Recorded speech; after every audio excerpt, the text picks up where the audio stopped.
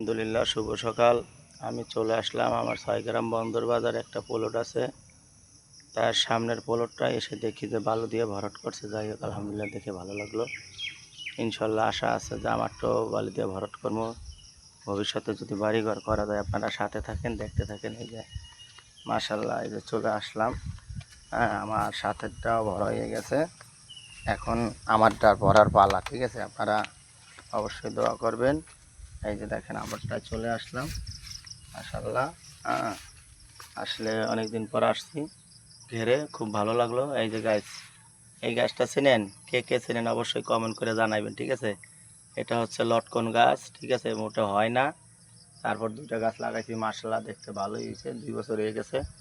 দোয়া করবেন। আমাদের বরিশাল অঞ্চলে লটকন গাছ খুব কমই হয়, অন্য অন্য জেলায় বেশি হয়, নরসিংদী জেলায় বেশি হয়। ঠিক আছে, চেষ্টা করতেছি, দেখি লটকন গাছ হয় কি না। অবশ্যই সবাই ভিডিওটা দেখবেন, শেয়ার করে দেবেন বেশি বেশি করে। সবাই ভালো থাকবেন, সুস্থ থাকবেন। আল্লাহ হাফেজ।